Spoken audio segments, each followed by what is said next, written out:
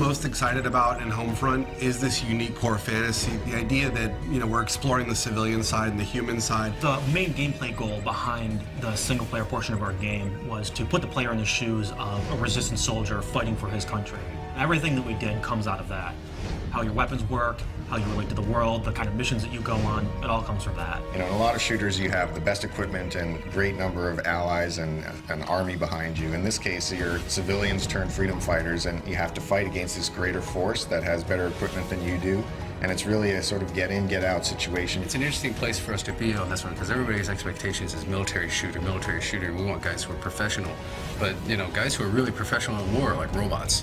And for us, they're not professional military people. They're resistance fighters. They're all civilians. When it comes down to realizing this world, this fallen America, this occupied America in the game, we really wanted to establish some key moments or key shots where you come out of an opening and you see this big, huge, expansive environment revealed before you.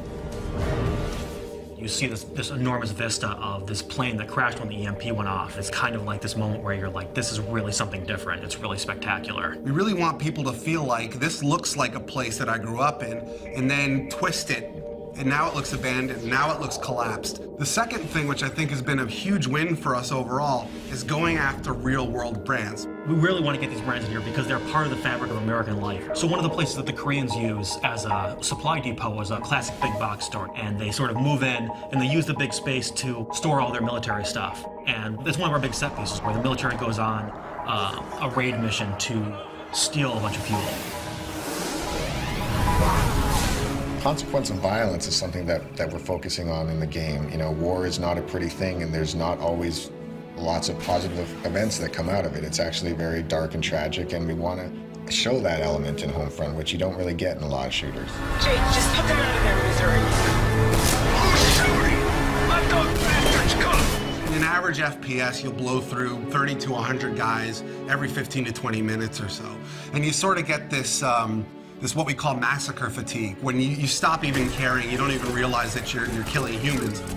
But what we're trying to do is really attach emotion to that it actually, there are consequences to violence. Please form a single file and have your papers ready for inspection. How am I supposed to make the player feel or care about the fact that they're killing when that's the whole goal of the game? But that's really the fundamental crux of what we're trying to achieve.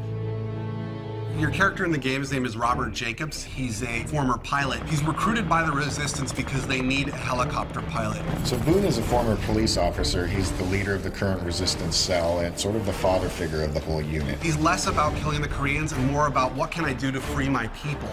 Connor is really the key combat figure of the group. He's a little on the wild side. He's not conventional, but he's really a valuable man to have in a fight. And Rihanna is born and raised in upstate New York. She was kind of the hunter in the wilderness, and she just felt the call to join the Resistance and do whatever she could about it. The final character is Hopper. What makes him really interesting is he's a Korean American, and he has scars on his face from race riots that happened in the early parts of the war.